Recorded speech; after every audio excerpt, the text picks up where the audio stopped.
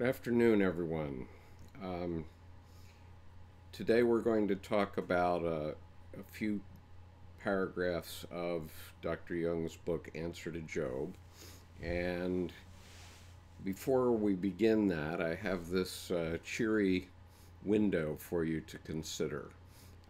This is something that Dr. Jung, this was a quote from Dr. Jung in the Red Book, and I'll just read it to you. He said, "Did you ever think of the evil in you? Oh, you spoke of it, you mentioned it, and you confessed it smilingly, as a generally human vice or a recurring misunderstanding. But did you know what evil is, and that it stands precisely behind your virtues, and that it is also your virtues themselves, as their inevitable substance? You locked Satan in the abyss for a millennium, and when the millennium had passed, you laughed at him, since he had become a children's fairy tale. But if the dreadful Great One raises his head, the world winces. The most extreme coldness draws near."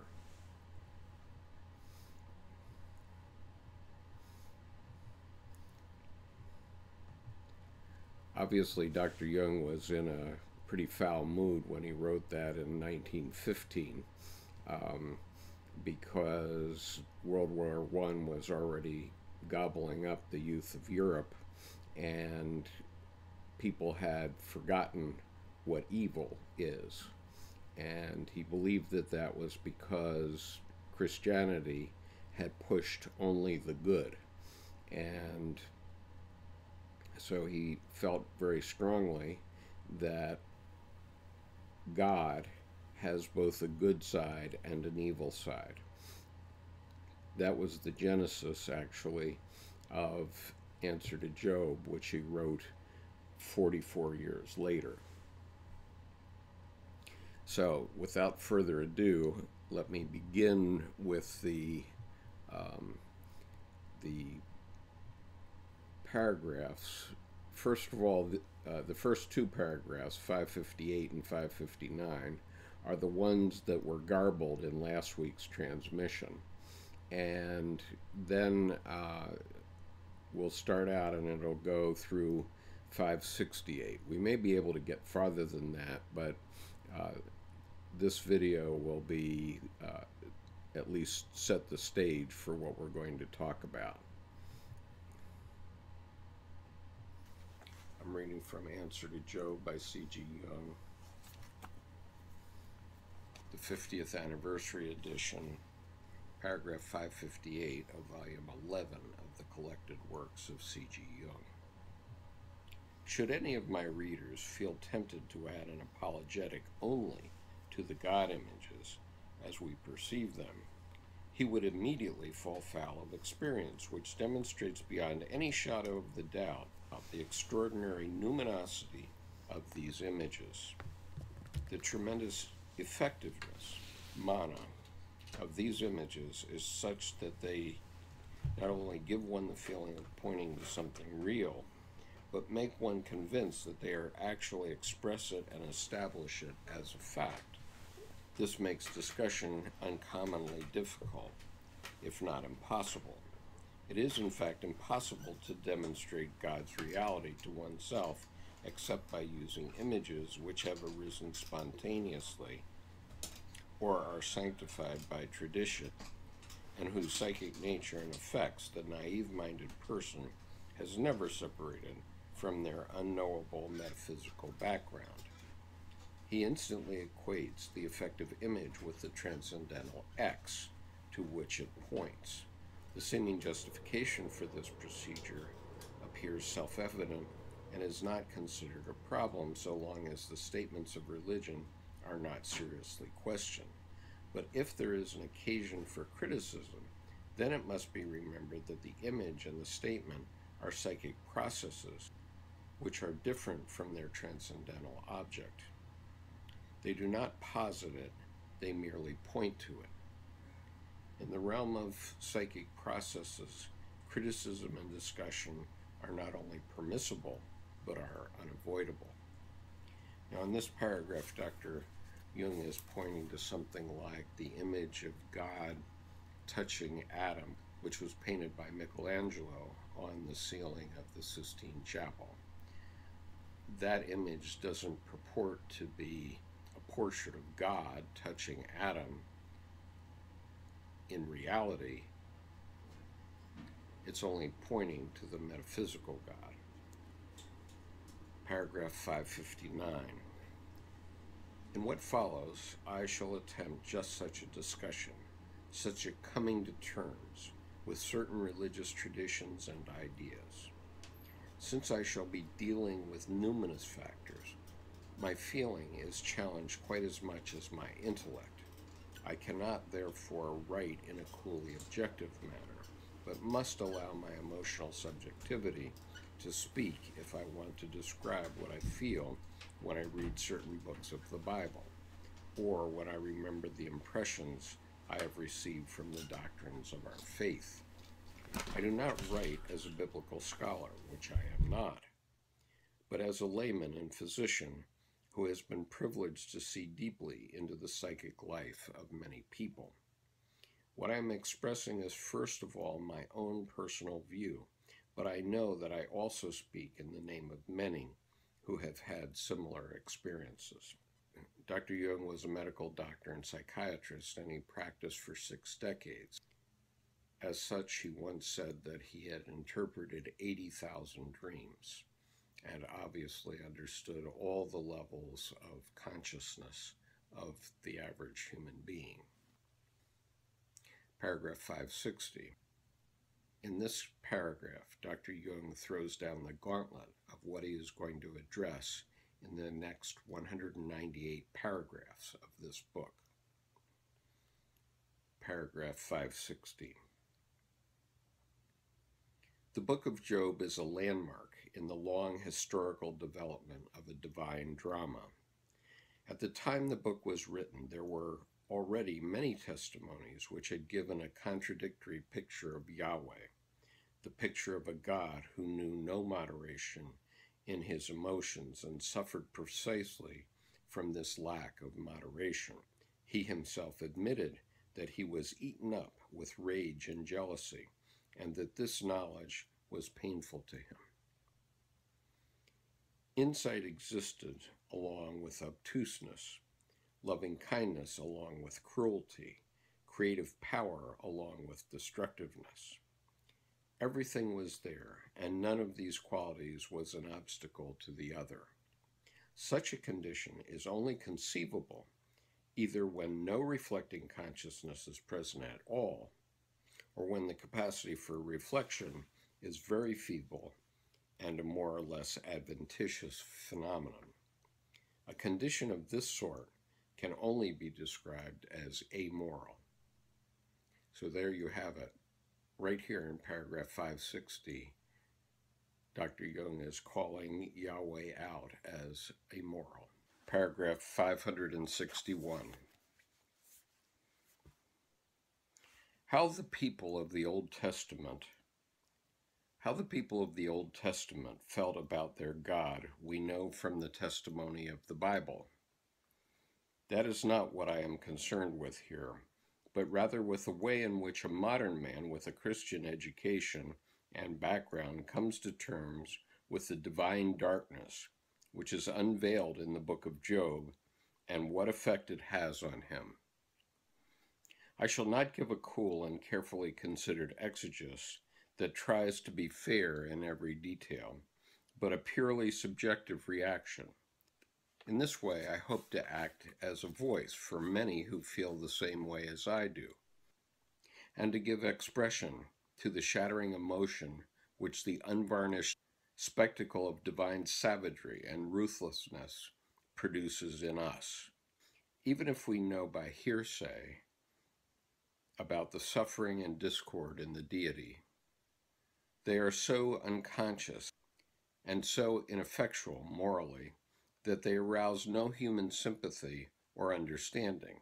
Instead, they give rise to an equally ill-considered outburst of affect and a smoldering resentment that may be compared to a slowly healing wound. And just as there is a secret tie between the wound and the weapon, so the effect corresponds to the violence of the deed that caused it. Paragraph 562.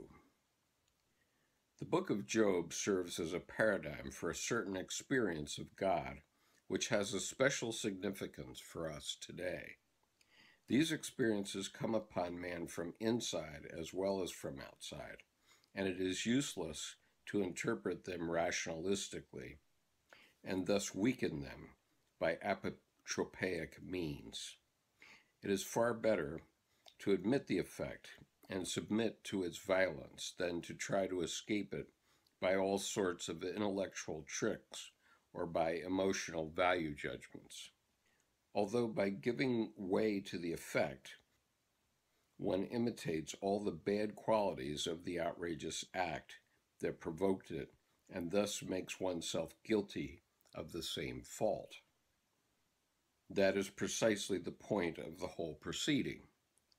The violence is meant to penetrate to a man's vitals, and he to succumb to its action. He must be affected by it, otherwise its full effect will not reach him.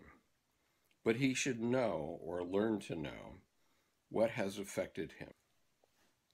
For in this way he transforms the blindness of the violence on the one hand and of the effect on the other into knowledge. Paragraph 563. For this reason, I shall express my effect fearlessly and ruthlessly in what follows, and I shall answer injustice with injustice, that I may learn to know why and to what purpose Job was wounded, and what consequences have grown out of this for Yahweh as well as for man. Paragraph 564. Job answers Yahweh thus: Behold, I am of small account. What shall I answer thee? I lay my hand on my mouth. I have spoken once, and I will not answer. Twice, but I will proceed no further. Footnote. This is from Job 40, 4-5. Parentheses. Quotations throughout are from the Revised Standard Version, except where the Authorized Version is closer to the text of the Zurcher Bible, used by the author in conjunction with the original Hebrew and Greek sources. Where neither Revised Standard Version nor Authorized Version fits, I have translated direct from the Zurcher Bible. The poetic line arrangements of the Revised Standard Version is followed insofar as possible.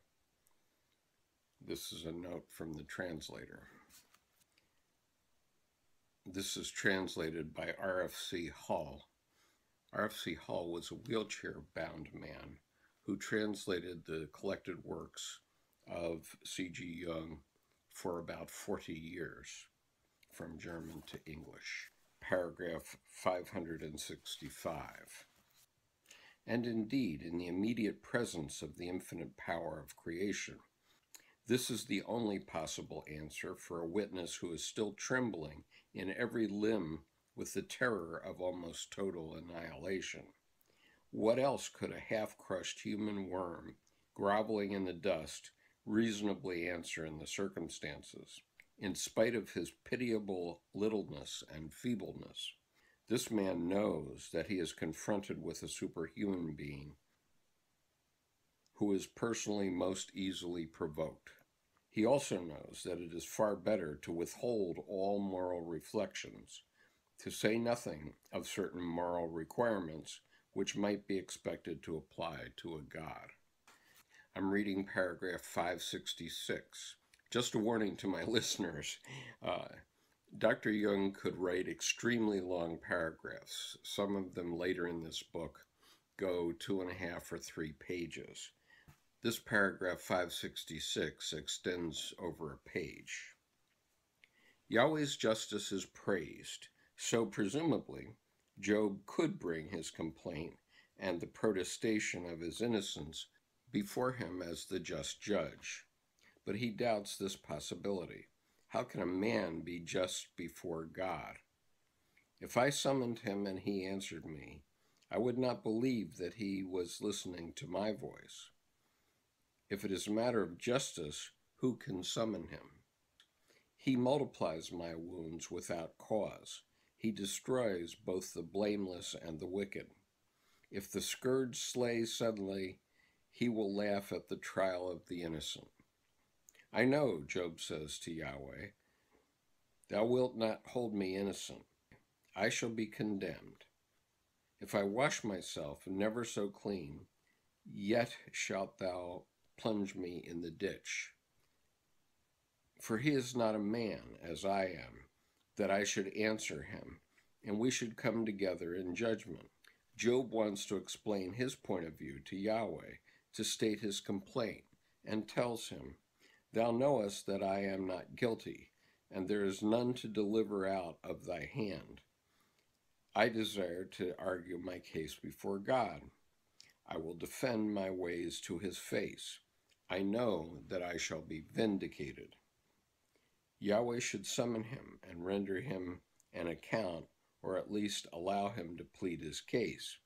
Properly estimating the disproportion between man and God, he asks, wilt thou break a leaf driven to and fro, and wilt thou pursue the dry stubble? God has put him in the wrong, but there is no justice. He has taken away my right. Till I die, I will not put away my integrity from me. I hold fast to my righteousness and will not let it go. His friend Elihu, the Buzite, does not believe the injustice of Yahweh. Of a truth, God will not do wickedly, and the Almighty will not pervert justice. Illogically enough, he bases his opinion on God's power. Is it fit to say to a king, thou art wicked, and to princes, ye are ungodly? One must respect the person of princes and esteem the high more than the low. But Job is not shaken in his faith, and had already uttered an important truth when he said, behold, my witness is in heaven, and he that vouches for me is on high. My eye pours out tears to God, that he would maintain the right of a man with God, like that of a man with his neighbor. And later, for I know that my vindicator lives, and at last he will stand upon the earth. Paragraph 567. These words clearly show that Job, in spite of his doubt as to whether man can be just before God, still finds it difficult to relinquish the idea of meeting God on the basis of justice and therefore of morality. Because, in spite of everything, he cannot give up his faith in divine justice. It is not easy for him to accept the knowledge that divine arbitrariness breaks the law. On the other hand, he has to admit that no one except Yahweh himself is doing him injustice and violence. He cannot deny that he is up against a God who does not care a rap for any moral opinion and does not recognize any form of ethics as binding. This is perhaps the greatest thing about Job, that, faced with this difficulty, he does not doubt the unity of God. He clearly sees that God is at odds with himself, so totally at odds that he, Job, is quite certain of finding in God a helper and an advocate against God. As certain as he is of the evil in Yahweh, he is equally certain of the good. In a human being who renders us evil, we cannot expect at the same time to find a helper. But Yahweh is not a human being. He is both a persecutor and a helper in one, and the one aspect is as real as the other. Yahweh is not split, but is an antinomy, a totality of inner opposites. And this is the indispensable condition for his tremendous dynamism, his omniscience, and omnipotence. Because of this knowledge, Job holds on to his intention of defending his ways to his face, i.e., of making his point of view clear to him, since notwithstanding his wrath, Yahweh is also man's advocate against himself when man puts forth his complaint. Paragraph 568 of the 50th anniversary edition.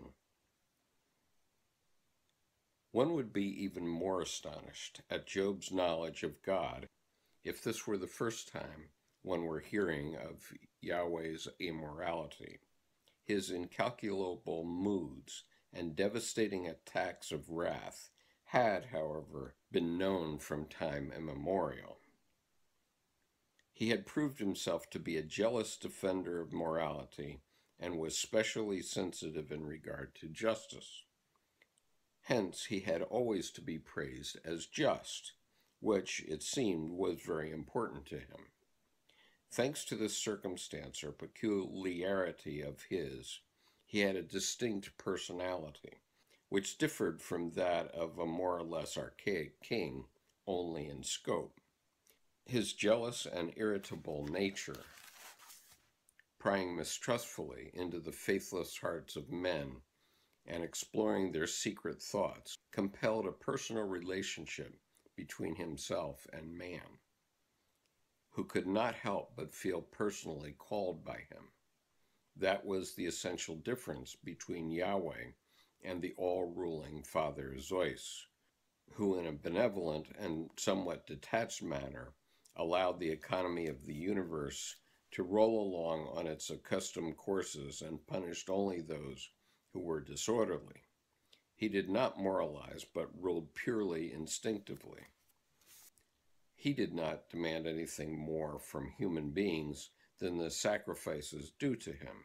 He did not want to be anything with human beings because he had no plans for them. Father Zeus is certainly a figure, but not a personality. Yahweh, on the other hand, was interested in man. Human beings were a matter of first-rate importance to him. He needed them as they needed him, urgently and personally. Zeus, too, could throw thunderbolts about, but only at hopelessly disorderly individuals. Against mankind as a whole, he had no objections. But then they did not interest him all that much. Yahweh, however, could get inordinately excited about man as a species and men as individuals if they did not behave as he desired or expected, without even considering that in his omnipotence he could easily have created something better than these bad earthenware pots.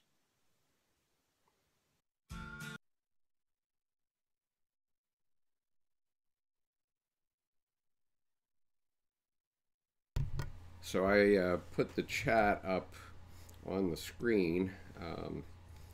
I guess I might not have included it in time to catch the points that Gray was referring to earlier. But let's go back because, well, for one thing, let's see, I don't know if that chat is interacting. Anyway, let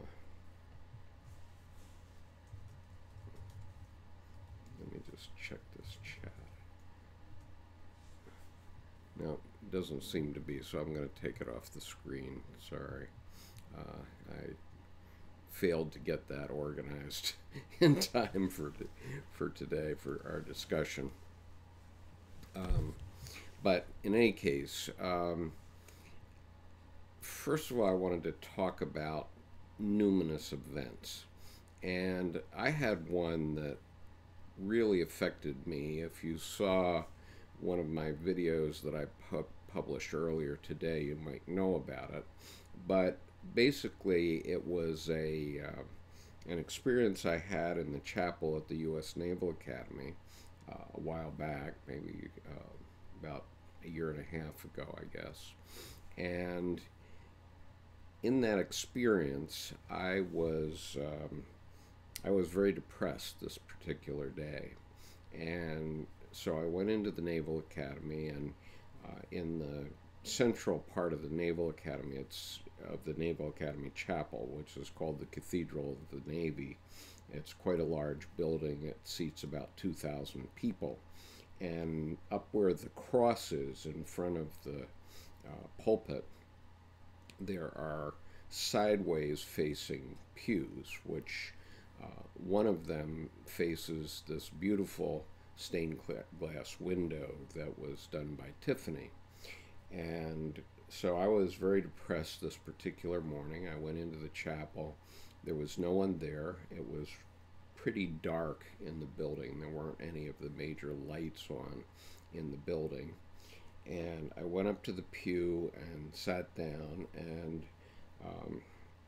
I wouldn't say that I was praying, but I was certainly in a meditative mode. And suddenly a light came on to me, and only me, in the chapel. And I was so taken by it. This is an image of that experience. I was so taken by it that I picked up my cell phone and I snapped a picture of it. And so happens I caught the Tiffany window as well. And this light wasn't coming through the Tiffany window. It was coming through the window in the balcony above. And just to prove that it was only on me, I turned the camera around on myself and took a selfie, which I rarely do, but I took this selfie so that you can see how dark it was in the chapel.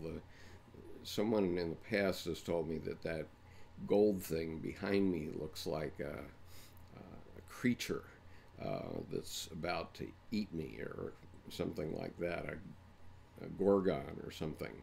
But actually, that's the symbol of the great seal of the U.S. Naval Academy is there behind me. But as you see from this experience, only this light was on me. And I don't know if it has any meaning to you personally as it does to me, but this was an incredibly numinous experience for me. And my psyche definitely responded to it. And as you see, even though moments before I was sort of in a depressed mood, I suddenly just got a big smile on my face and I said, oh my God, this is amazing. And so anyway, I just wanted to share that experience with you.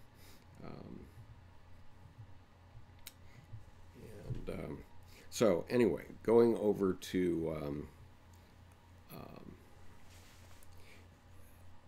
what was said in paragraph 558, Dr. Jung said that images and statements merely point to the transcendental object. So in the case of that experience in the Naval Academy, we can explain it away. We can say that, okay, I just happened to be there and it was a big coincidence when, it was morning and suddenly the light came through the window and it just by coincidence it happened to shine on me, and we can say that. But Dr. Jung's position was that we shouldn't try to explain away such experiences, because these experiences, these religious experiences that people have, and I have them all the time as it happens, definitely give you a new reverence for life and for what God is. And God is ineffable, and the metaphysical God is certainly ineffable. But Dr. Jung's point was that in the self, which is the deepest archetype in the unconscious, we have a God image. That's what the self is a religion-making factor. And his point was that humans can't tell the difference between the God image and the metaphysical God. And, you know, as I sat there that morning in the chapel all by myself, I mean, I was in this building that seats 2,000, and it was only me, and this light shines like a spotlight on me. You know, I call that a religious experience. Anyway, okay, so, but that's an experience that points to the transcendental. It doesn't, it isn't necessarily, God per se, in the same sense that, you know, if we take Michelangelo's painting on the ceiling of the Sistine Chapel, where God reaches out and touches four fingers with Adam, that was Michelangelo's conception of God. And, you know, plenty of people throughout history have looked at that image that Michelangelo painted, and they think of that as God. And but the reality is that it simply points to the transcendental. It isn't the transcendental itself. So as we go into paragraph 559, Dr. Jung was a psychiatrist, and he was an emerging psychologist too, as well. And but at the time he was writing Answer to Job, he was definitely the leading psychologist of the 20th century. And so he was both a psychiatrist and a psychologist. Okay, Gray says, just thinking that, love how you can map a picture of the brain over that image of the Sistine Chapel. Yeah, absolutely. So we,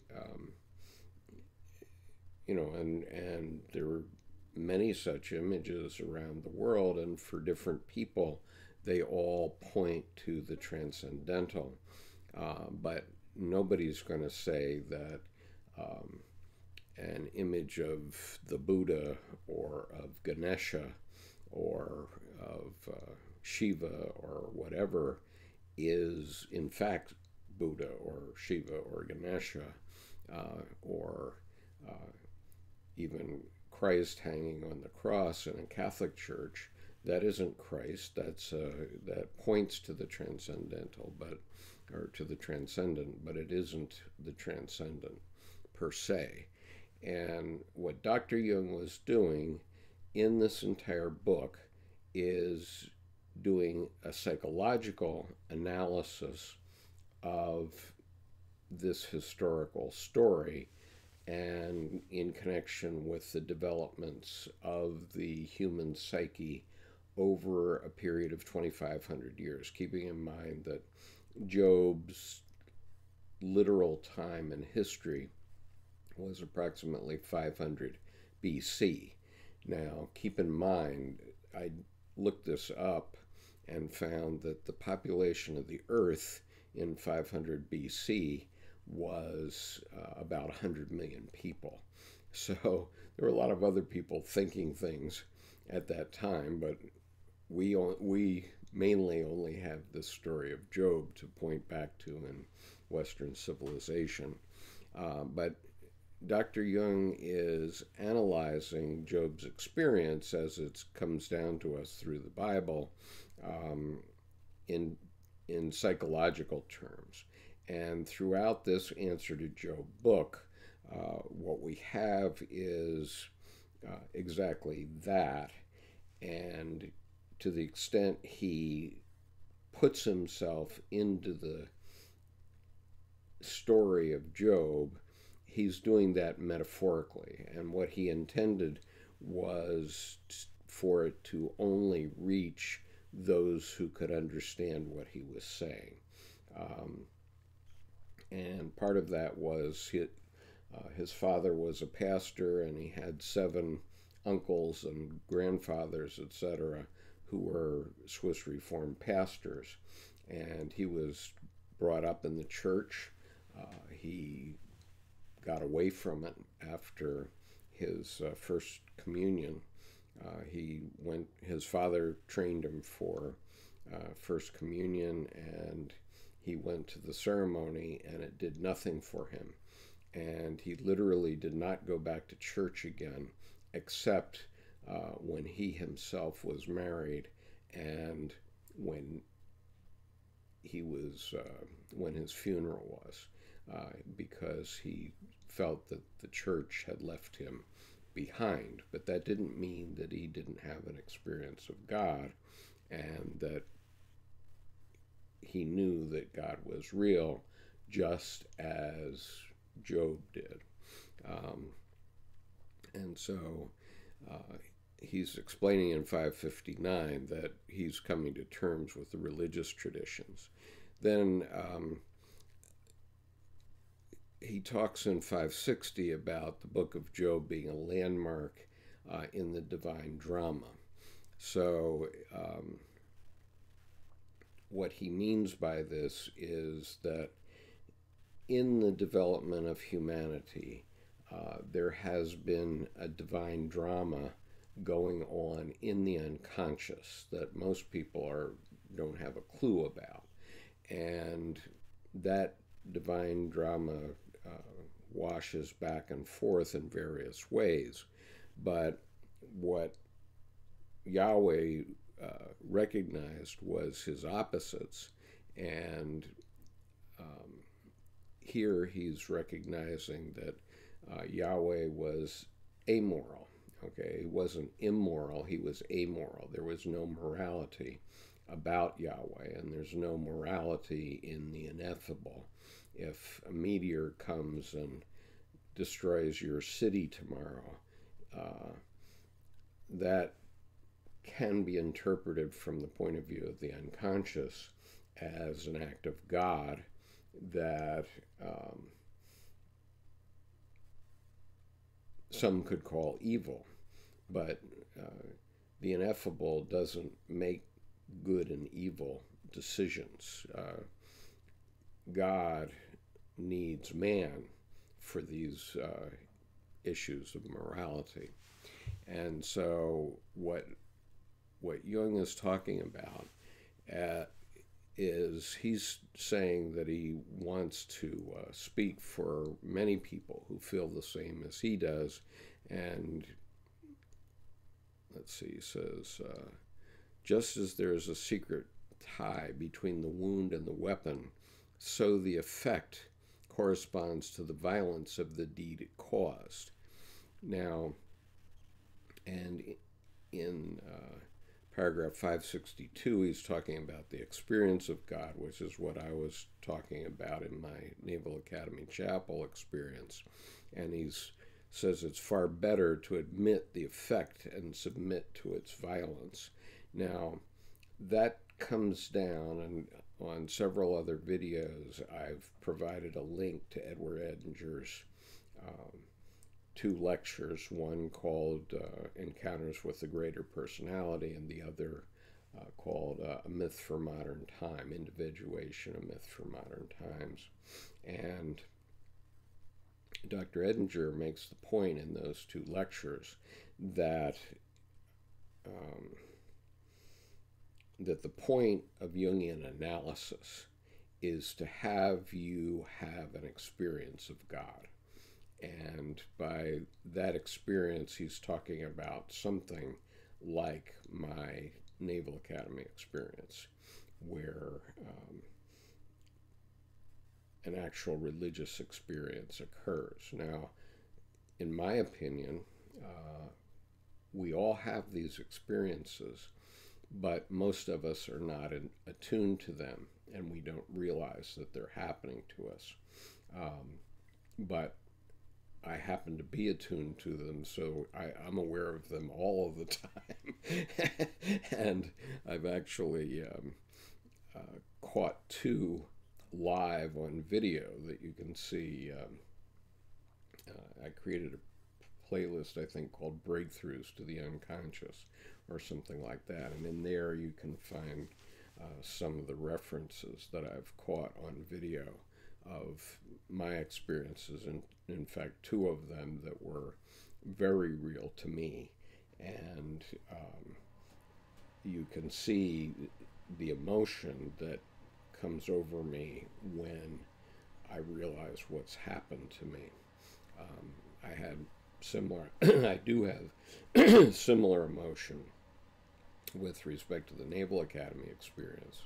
And as I was talking about it this morning on another video, I was breaking up and had to edit that part out of the video because it was a distraction from what I was trying to convey.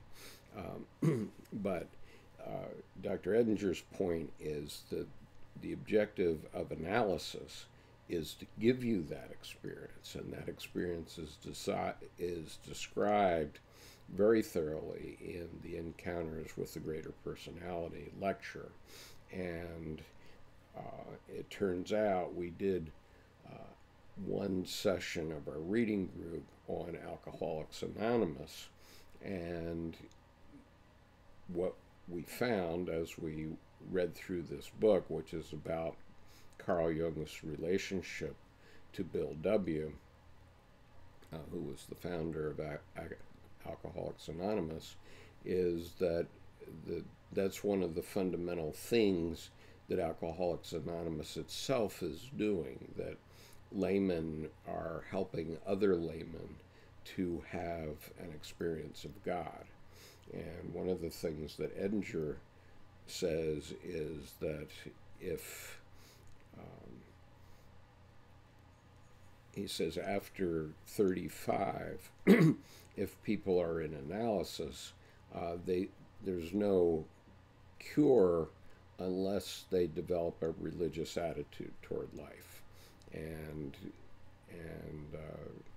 that's actually what Jungian analysts are doing, but they've managed to obfuscate that because, like Dr. Jung was afraid of being attacked, so he does this obfuscation of saying that the self and the metaphysical God are two different things, but we can't tell the difference between the two. But he was afraid to connect up psychology to the actual metaphysical God, because he thought he would be burned at the stake as a heretic, as he probably would have been if it had been 500 or 600 years earlier. And so that was the kind of thing he was facing. And then, except for Edward Edinger, much of his religious thought was suppressed by theologians and by other psychologists. I mean, the Freudian school took over, and so last night on TV I'm watching, and you get one of these typical drug advertisements, and it's for depression. Well, okay, so now you go to your psychologist or psychiatrist and you say you're depressed, and he'll give you drugs for depression. Well, that doesn't cure you at depth. That papers over the problem, and it hooks you on drugs. But if you go to a Jungian, they're probably not going to give you drugs, and they're going to get to the depth of what your issues really are. And ultimately, in terms of neurosis per se, neuroses are normally not solved. They're simply outgrown. In other words, we go through certain stages where an example would be bulimia, which is caused by a young woman typically who wants to be perfect, and so she's trying to avoid getting fat, and so she's looking for perfection.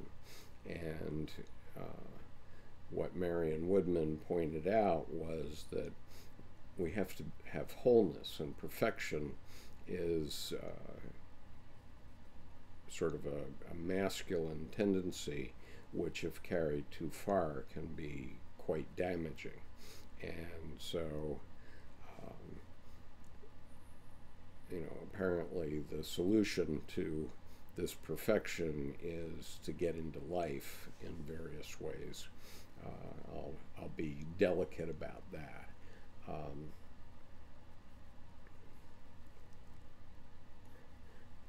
Gray says it's an encounter with the shadow, an encounter with God as well. Yes, I believe so. And my personal experience with when I wrote my novel was certainly involved an encounter with my shadow. It was my anima, which Dr. Jung would say is your soul pushing through to answer a question. And this was in 1993 that it happened to me. So it happened 16 years before the Red Book was published. And so for the most of the 20th century, most Jungians didn't even know that the Red Book existed. And for example, Dr. Edward Edinger never saw the Red Book because he died in 1998. But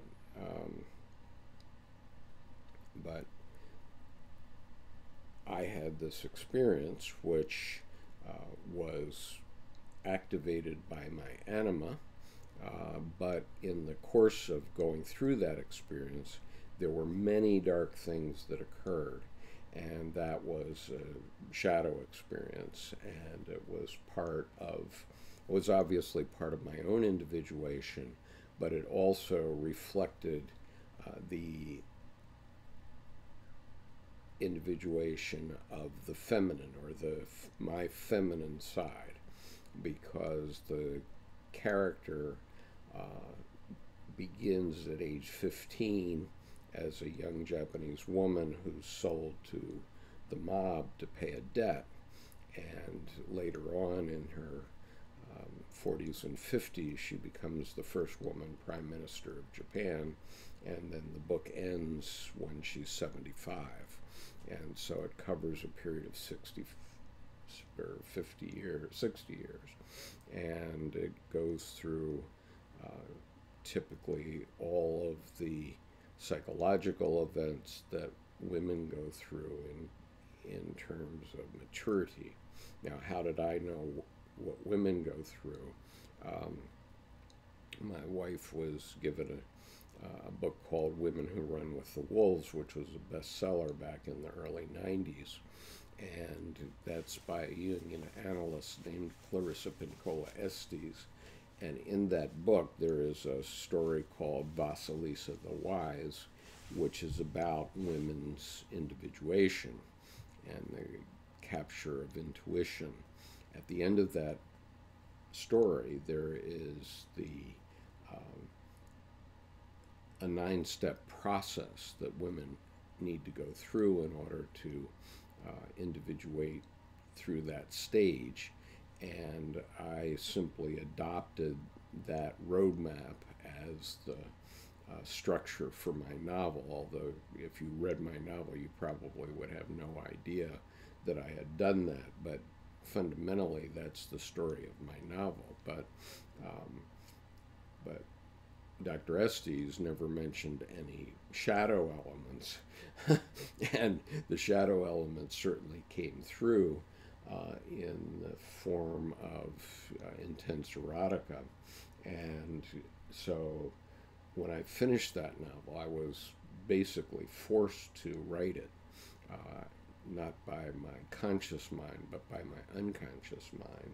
So I wrote it for 8 months, and the story of it is on some other videos on the site, but I didn't know what to do with it, so I put it in my drawer and didn't do anything with it for 21 years. But 16 years after I wrote it is when the Red Book came out, and then I said, oh my God, this is what happened to me, exactly what happened to me, or certainly not exactly, because it's a completely different story from Dr. Jung's story, but I was envisioning, and certainly did envision, the whole story of my novel in my psyche. And I'm literally talking about seeing it play out. I have no recollection of having my fingers on the keyboard during those periods, but my unconscious mind was simply witnessing the play of that story, and my fingers just typed it out, and my conscious mind really took no part in it, almost no part in it. And I have no recollection of actually reading or writing it. I have no recollection of actually writing it. So it came from my unconscious, very much as Dr. Jung's experience came from his unconscious. So it was only after 2009, when the Red Book was published, that I said, oh my God, this is what happened to Dr. Jung. And so then I really started to pay attention to my study of Jungian psychology, because I realized that that was the basis of all of Dr. Jung's work, really. He called it his prima materia. And so anyway, so moving along,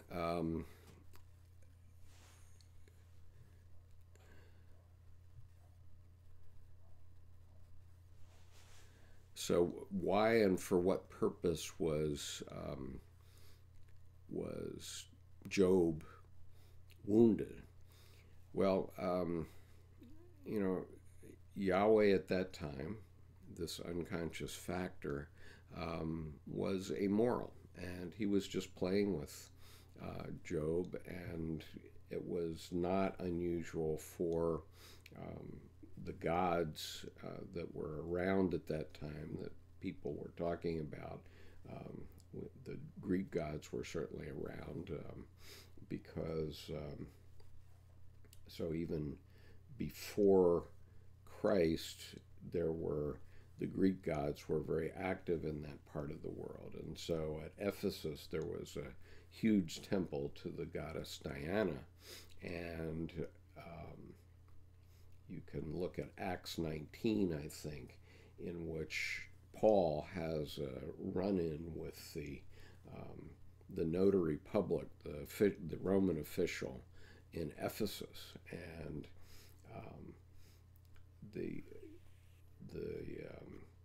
the tradesmen who are making images of Diana in Acts 19, the tradesmen who are making images of Diana are angry at Paul because he's cutting into their trade, and so they almost have a riot. And the notary public says, well, he's not saying anything against Diana, so you guys go have your thing with Diana, and Paul's going to go do his thing about Jesus. That's it. And so it's an interesting story.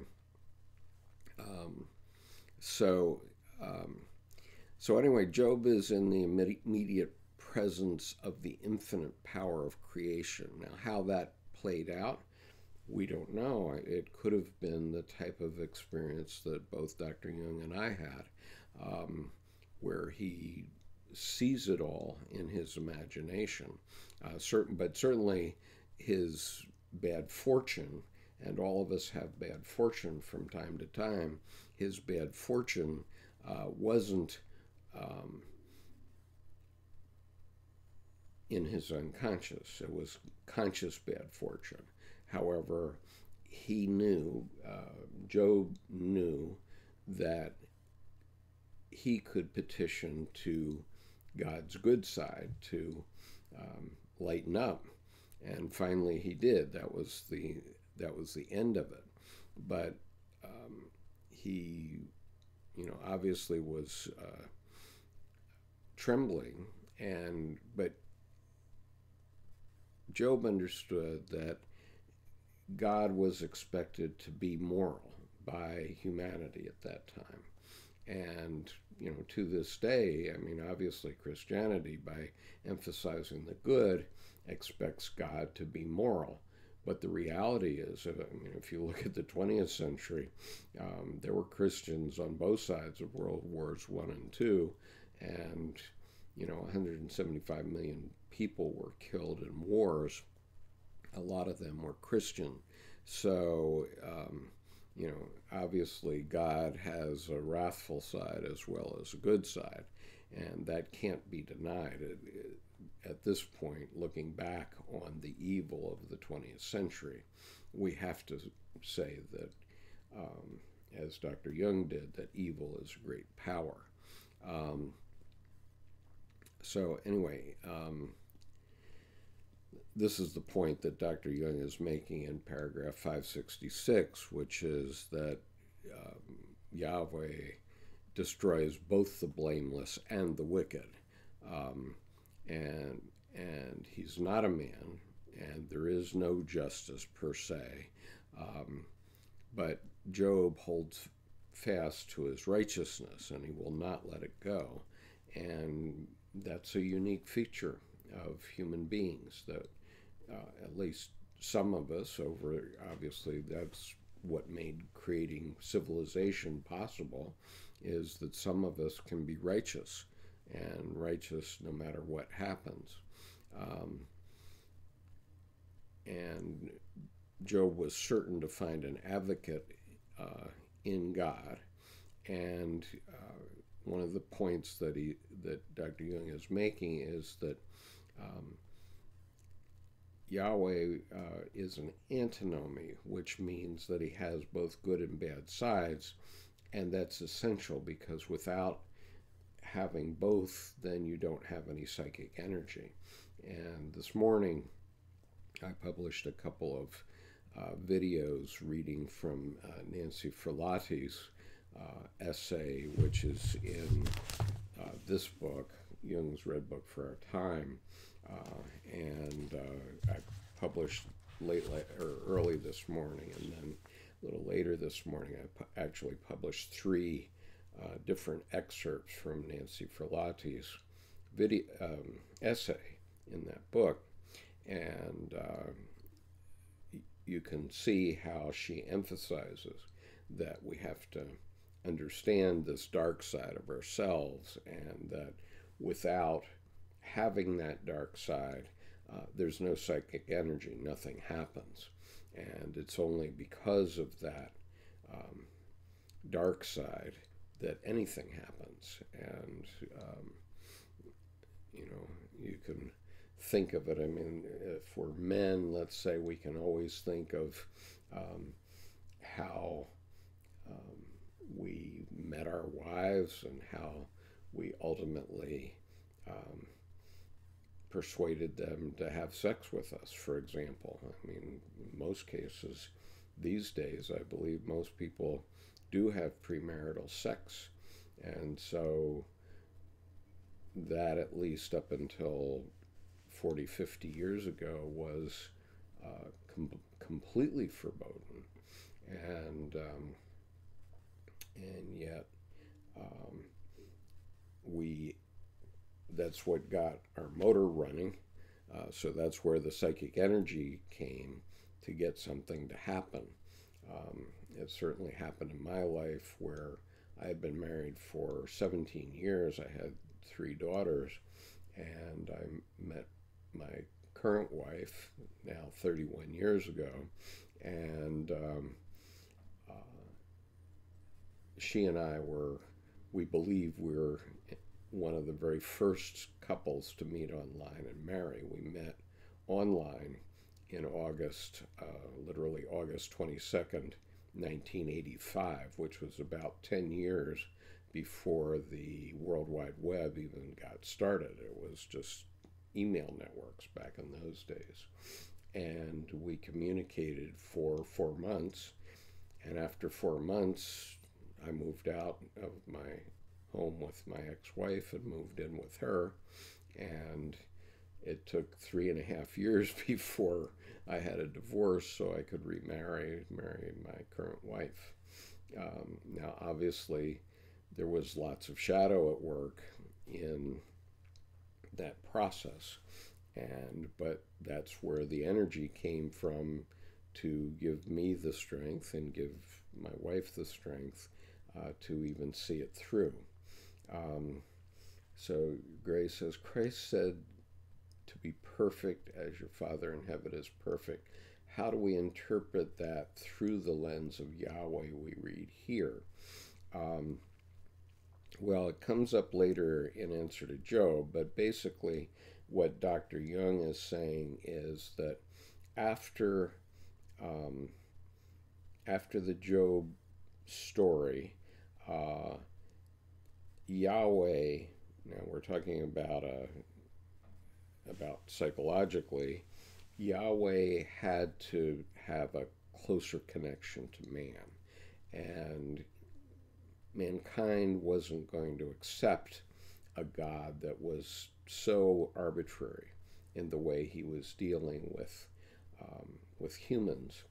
And so this is where Yahweh brings about the birth of his son Jesus, where Jesus is the Son of God and of Mary, a human being. So he basically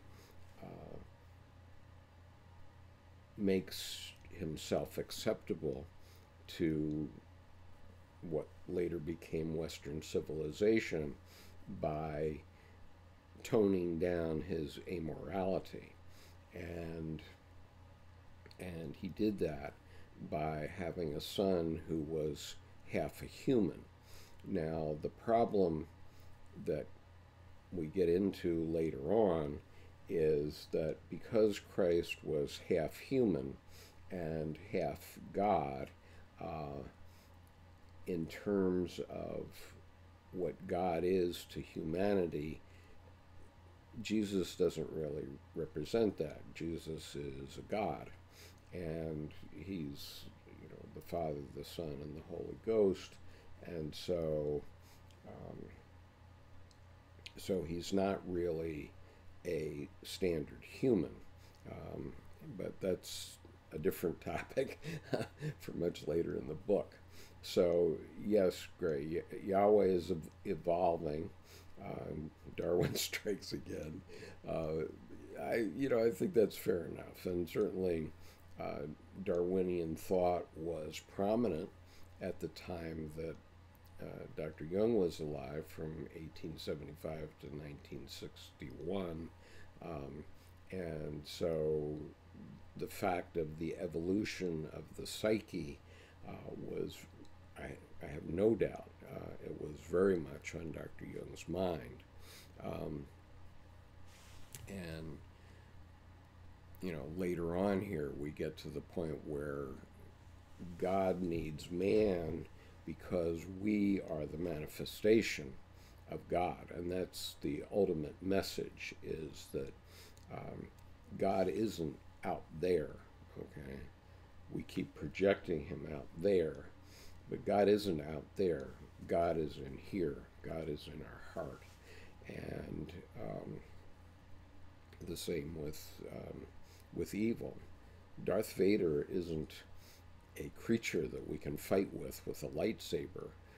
Darth Vader is in all of us, and until we recognize that, we've got a big problem. And obviously, the Star Wars series has continued to perpetuate this idea of putting evil outside of ourselves, but that's not enough because the evil isn't necessarily outside of ourselves. Certainly it is. I mean, if you have gangsters or you have other evil things going on that are perpetrated by humanity, that's outside of ourselves. But the real evil comes from within ourselves. I mean, just imagine if the United States and North Korea were to get into a nuclear war right now. Obviously, we would probably, at this point in history, we would probably go relatively unscathed. I'm not saying we wouldn't have a nuclear attack on the United States, either in Hawaii or perhaps in the West Coast or something like that, could happen. But in Korea, it would be devastating because just one nuclear explosion in around the DMZ would eventually involve the deaths of tens of millions of South Koreans and North Koreans too. And one cannot imagine the evil that that would represent. And so we very much have to keep our eyes on the prize and keep ourselves away from this idea that, oh, let's just go solve this problem, let's nuke them. We can't do that, because if we do that, then we're turning ourselves over to the dark side. That's obviously a very evil activity to undertake. And I'm not saying the United States would do it. I don't think we would. And I served to Lieutenant Colonel in the United States Marine Corps, and I went to at least four or five very major senior schools in the Marine Corps. And it is not in U.S. doctrine to have a first strike, but that doesn't mean some crazy person wouldn't have a first strike. But that's why we never used a nuclear weapon in Vietnam, for example, and we've never used it in Afghanistan or the Iraq War or whatever. Certainly we have those weapons in our arsenal, but we know that the evil that those can represent and what it would represent.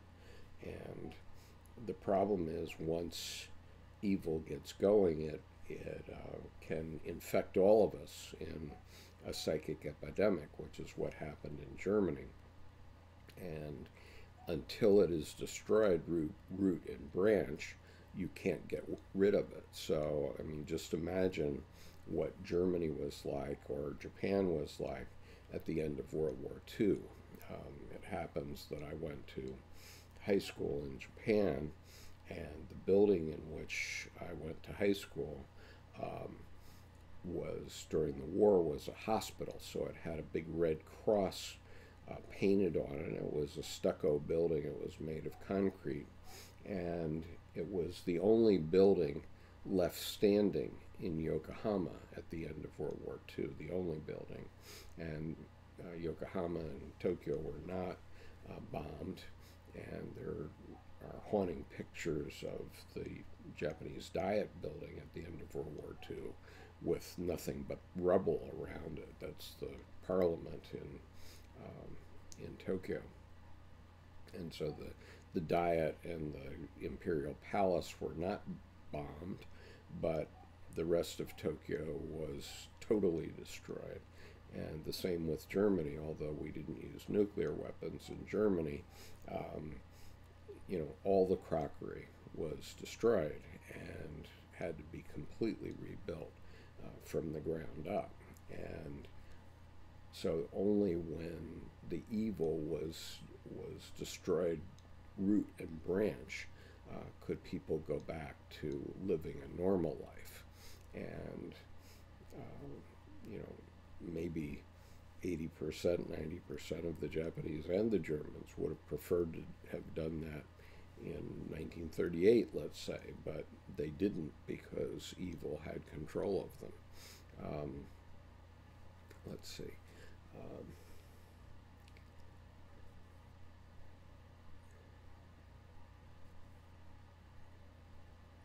Right, Miles says, Jesus inside us is what the Bible says too.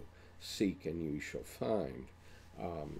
Certainly, a lot of what Dr. Jung said in his career is actually in the Bible. And most of the events that occur in the Bible that are numinous are events of dreams or visions. And so, as I indicated, I have visions very frequently, and we all have dreams, and those are numinous, and so those same things were going on for the ancients, but they didn't have psychology. They didn't have a idea of a science of psychology, so they were trying to explain it their way. It doesn't mean that they're wrong. And what Dr. Jung is saying is that every religious statement is a statement of the psyche. They're not physical statements. So it's not necessary to say that the Bible is 100% true and physically true, because it is 100% true as psychic fact. And what Dr. Jung's point is, if there was a general belief that the Rhine River flowed in the opposite direction from the sea up into the mountains, and everyone believed it, that would be a psychic fact, even though physically it could not be true. And so all religious statements are that, and they have to be respected as real. And this was Dr. Jung's point, which comes up later in paragraph 751 and 752 of Answer to Job, where he says, the psyche is real, and every religious statement of whatever kind, of whatever religion, every religious statement is a statement of the psyche, not a statement of the physis, not a statement of the physical world. So Gray says Alexander Solzhenitsyn lays out the same evil being loosed in the USSR, absolutely. Stalin probably killed 50 million of his own countrymen over time, and so there was a lot of evil afoot in the 20th century, and it's only if we as human beings,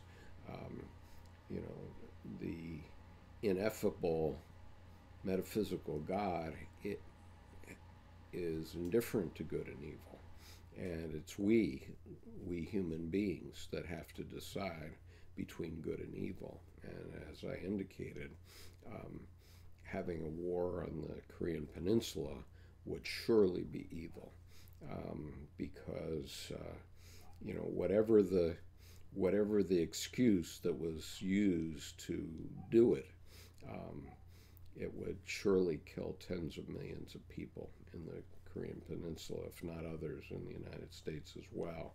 And I can't imagine any scenario by which that would not be evil.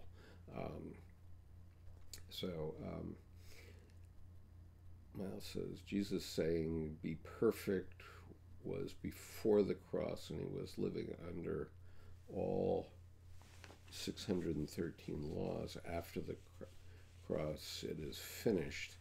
I'm not sure exactly what Miles is talking about here. I think Miles may have a little more knowledge than I do. What am I finding? What I am finding in Epiphany is Jung unites all faiths and indigenous peoples as well. And yes, that's the point. I mean, one of the key things that we learn from Jung is that he proved that all human societies have developed in essentially the same way. And the God image is available in every human being, regardless of where in the world they're born and regardless of what their structure is. So what I would urge you to do is listen to these 3 videos from Nancy Ferlatti's essay. They're very good. One of them is called Nancy's Dream, and you'll see I put in words on the thumbnail, the words Nancy's Dream in green, and you can see what her vision, her dream indicated, which is basically that we're all the same, and instead of trying to figure out how we're different and why we should hate people that are different from us. Maybe we should start thinking about how we're the same and what we can learn from the other folks. If we just change that one little thing, then everything about humanity can change, actually. I mean, I've long looked for this catalyst between I think of it as the catalyst between acid and base, where I think it was in the 8th grade, my science teacher had a beaker of clear liquid, and he put 1 drop of a substance into that beaker, and it turned red. And then he put another drop of a different substance, and it turned clear again. And he could turn it back and forth between red and clear at will with one single drop. And we need that kind of alchemy in the human psyche right now. And we've, for thousands of years, we've been killing one another over religion, and it's time we stopped doing that. And the one way we can stop is simply by turning the other way. And instead of thinking of the other religion as evil or wrong or the other or whatever it is, we think that, oh, okay, these people developed somewhat differently. I wonder what I can learn from them. And if we do that, it will be amazing what happens to our whole species. Because, I mean, just take, for example, I've done a lot of travel in the Muslim world, so I know something about Islam. And, what could be wrong with having a prayer 5 times a day? That seems like a very good idea to me. and certainly, I mean, the way it's done in certain Muslim countries is a little bit extreme, but at the same time, those prayer times are very peaceful times, so nobody's killing anybody during prayer time. And so we all need to stop and reevaluate. So anyway, let me see if I've covered all these points. Yahweh is not a human. Okay, so one key point here is Yahweh is not split. Yahweh is an antinomy, which means that he contains both good and evil within himself, or within whatever Yahweh is, the ineffable contains both good and evil. And both good and evil are necessary in order to have psychic energy. That's one of the take-home points later on in Jungian study. But now let's see. So paragraph 568. Yahweh compared to Zeus, the economy of the universe. So one of the things I wanted to refer to is the economy of the universe, which Dr. Jung mentioned. And I mentioned this in one of the Q&As last week, that physicist David Bohm has this terrific quote, which I mangled last week, but it's unbroken wholeness in constant flowing motion. And that's how he defines the universe. Unbroken wholeness. So the universe is whole in itself, and it's unbroken, and it's in constant flowing motion. And that's a pretty good way to think about it. Anyway, I think I might have gotten to the end. I got to the end of the chapter, or the paragraphs that I intended to cover today. We're still in the sort of warm-up stage of Answer to Job. It gets quite intense later on, but I want to bring people along in this discussion in a judicious way, because this book is a controversial book. It was a cause of a break between Dr. Jung and Victor White. Now, Victor White was there's a long correspondence between Victor White and Dr. Jung, and Victor White was a Dominican priest who happened to be the chairman of the religious department at Cambridge, the religion department at Cambridge. And he started to write to Dr. Jung, and over a period of 10 years, they became friends, and Victor White visited Dr. Jung in Bollingen many times, several times, and they had a very long correspondence. But when Answer to Job was published, that caused a fundamental break between the two. And Victor White wrote a very severe critique of Answer to Job in the Dominican magazine, which Dr. Jung just felt very sorry about because it happened at a time when Father White was near his own death. He had a number of problems, including he had a motorcycle accident, and he died about the same time as Dr. Jung did, and he never quite got there in terms of what Dr. Jung was driving at in the context of Answer to Job. But, somehow we have to get there. So anyway, I urge you to take a look at the 3 most recent videos I put online this morning, which include this essay by Nancy Filati.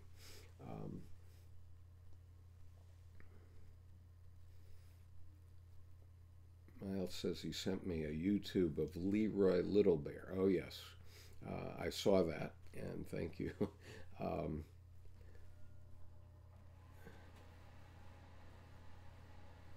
says David Bohm is the name of a person, local professor Dr. Leroy Little Bear has met. Well, I think David Bohm has now died, and he had his own issues with his own profession, I guess, over time. But anyway, I think that this one quote, unbroken wholeness and constant flowing motion, is a very valuable one. And when he's talking about the whole universe is that way, and certainly humanity is that way, and what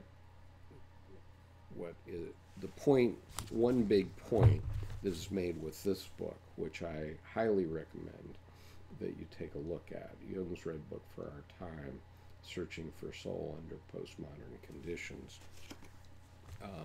One of the key points that is made in this book is that religions keep looking back at the Pentecostal events, the events around the time of Christ, rather than looking at the goal of the Spirit, which is the Holy Ghost. And Jesus Christ himself knew that the Paraclete, which is another name for the Holy Ghost, would come, and it would infuse Christians, which it certainly did in Western civilization. But the question is, where is it going? Okay, where is it going? And one of the sad things from an evolutionary standpoint, Gray, is that Dr. Jung pointed out that the way of what is to come is by these clashes between peoples. And so the clashes are what cause us to realize or wake up that something needs to change. And so, we have very serious political clashes in the United States right now, but based on what I know from Jungian psychology, I have great confidence that the U.S. will emerge stronger than we were in 2016, by, let's say, 2021, by the time the next term of president begins, I believe that the U.S. will be stronger, and we will have understood a lot of our issues. We have to understand that we are an antinomy. The red state, blue state neurosis is representative of our antinomy, and it causes clashes. But those clashes have always made us stronger, in the great tradition of the saying, well, what doesn't kill us makes us stronger. Anyway, thank you for coming and watching this Q&A. I will prepare another video starting with the covenant of the chosen people, which is from paragraph 569, and it relates to the 89th Psalm in the Bible. So for next week, we'll do this again next Thursday at 1:30, and I'll be talking about the 89th Psalm, the covenant and the chosen people, and God's steadfast love, and how David slipped up. We'll talk about all those things next week in the session, and I'll make some of these things available. I do have notes from Answer to Job, and I will share these with you in the Dropbox under today's date. So in handouts, if you look under today's date, 030818, you will find my complete notes on Answer to Job. I'll share them with you entirely, and then that will help you discuss them with me as we go forward. So, any other questions? Let's see. Clashes makes biblical sense when Jesus says he wants hot or cold, not lukewarm. Well, yeah, I mean, we have to find the right way. We have to find the goal of the Spirit, and we don't know what that goal is yet. There's no one that can tell you. If they tell you that they can, you better check whether they're really compos mentis. But I think it's worth all of us thinking about what the goal of the Spirit is, because Dr. Jung felt that it has been coming through for millennia, and it has resulted in a lot of clashes over time, but ultimately, humanity has improved in many ways, and it still needs a lot of improvement, but how it's going to improve and how our grandchildren will live and our great-grandchildren will live is going to be quite different from the way we've lived in the 20th century.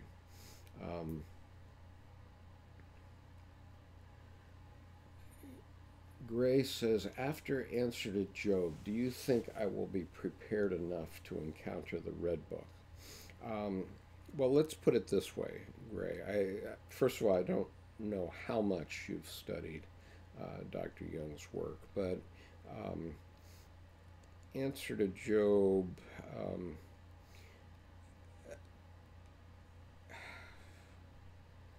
the Red Book is about Dr. Jung's individuation process. It offers a template for his individuation process.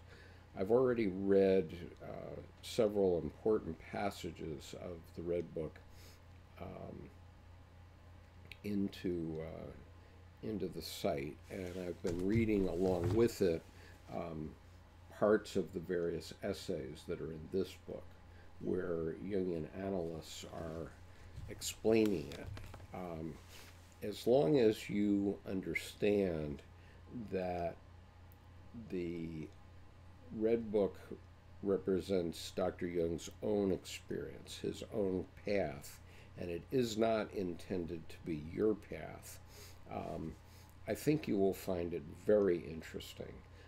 The wisdom that's in it is phenomenal. At one point, I was trying to tweet major portions of the Red Book into Twitter, and I was finding certain very important and provocative paragraphs that I wanted to put into Twitter by tweets, and I wanted them to be in the right order. So in order to do that, I had to start from the bottom of the paragraph and tweet one sentence at a time, so that the bottom the bottom sentence in the paragraph would be the first one onto Twitter, and okay, people getting the sentences would get them in the wrong order, but once they were there on my timeline, then you could read the paragraph in the correct order, reading down.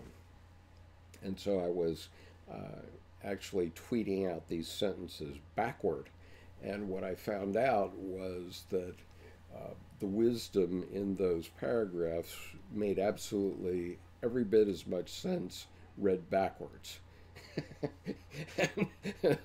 So go figure. I don't know what to say about that. But there's a lot of wisdom in the Red Book. So I would say you're probably ready now.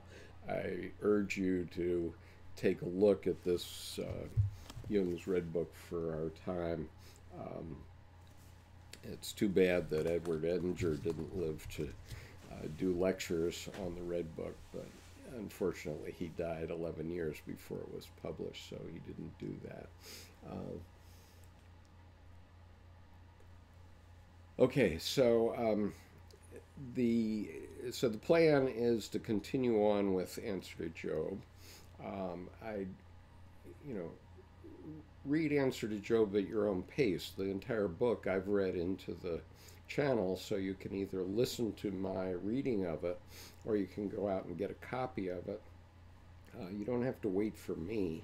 What I'm trying to do here is basically give a graduate class in Jungian psychology, and this particular graduate class is on Answer to Job. That's the title of this class.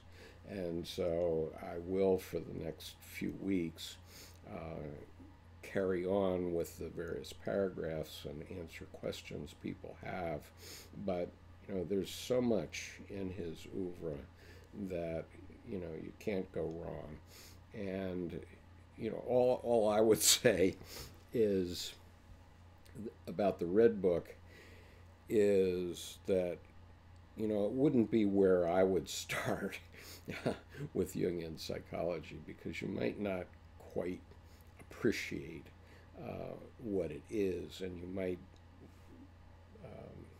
be put off by it. But if you understand it as Jung having an imaginative conversation with parts of his own unconscious, that's what he's doing. And so, there's one passage or series of passages where he's having communication with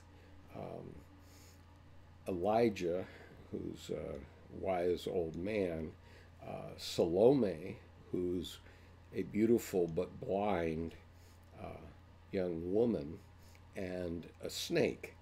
And the snake is talking to him, and he's walking up and down the garden with the snake, arguing with the snake, because he knows that the snake has wisdom. And so if you understand that this is simply his method, called active imagination, for communicating with these parts of his psyche. I mean, active imagination, if you don't know it, you should look it up on Wikipedia, but it's pretty well understood today. It was not understood at the time that Dr. Jung went through the Red Book period. And but if you understand that, all the characters that come in a dream that we have are parts of ourselves that are trying to communicate with us one way or another. And, and so those people that you see in a dream are actually parts of yourself in the same sense that these Red Book characters are part of Dr. Jung, and he's simply interacting with them. And it's an experiment that went on for 5 years. And so Dr. Jung went into great depth with it. I'm not sure there are many of us that would hang in that long, especially in those days. Miles says political psychology is going to be good too. Political activism psychology is the new skip on my YouTube channel. Yes, I haven't done any more on it yet, but I'm going to gradually bring that up. I want to keep my focus on the Jungian psychology mainly, though. How did Jung penetrate through the delusions of his patients? Maybe a long topic for another time. Well, Agatha, thank you for the question. Remember that Dr. Jung was a psychiatrist, and by the time the Red Book period began, he had already had all of his time with Dr. Freud as his mentor, for example, and he had also worked about 10 years in the Bergholzli Mental Hospital, and so he knew a lot about what goes on in people's psyches. And I think this is so how he penetrated through the delusions of his patients. I think this is basically a matter of experience. It's like any profession that at the beginning you don't know where you are, but after you've experienced the psyches of a lot of mentally ill people, you start to appreciate the commonalities, and that's what Dr. Jung had been doing during his time in the Bergholzli. And so by the time the Red Book period came up, he recognized these beings that he was imagining in his psyche. He recognized them as characters that had appeared, types of characters that had appeared among his patients. And when he started to have his very apocalyptic visions before World War II, or before World War I, his apocalyptic visions, which began on, I believe, October 12th, 1913.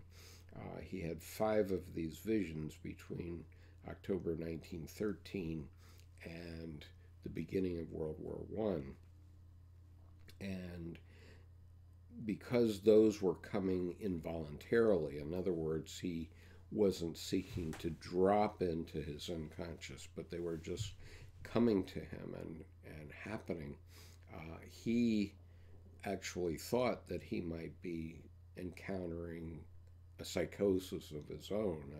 He might be going into schizophrenia himself. And so it so happened that when World War I broke out in August 1st, 1914, Dr. Jung was in Aberdeen, Scotland, and he was the happiest person in Europe probably that day, because he realized that these visions were coming as foreknowledge from the collective unconscious, and they didn't represent psychosis or schizophrenia in him personally. And so it was those visions that allowed him to finally get what the collective unconscious was, which was one of his biggest discoveries. Let's see. wonder how he would have taken to the YouTube comment section. Good question. uh, yeah, he lived a very solitary life, and he was out in the countryside of Switzerland.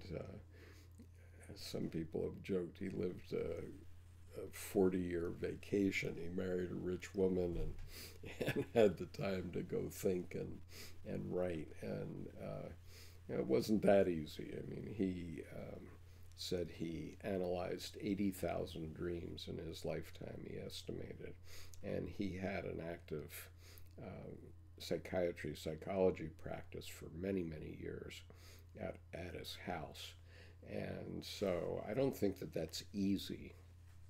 I mean, I think more power to you if you're a Jungian analyst or if anybody's a psychotherapist, because you're in the consulting room 6, 7, 8 hours a day dealing with other people's psyches, and it must be very disorienting, I would think.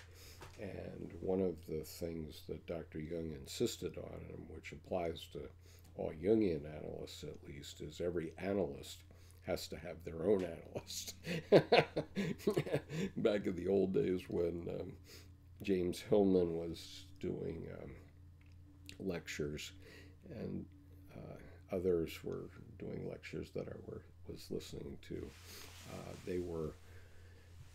the analysts would get up to speak and they would say, "Oh, my analyst is so and so.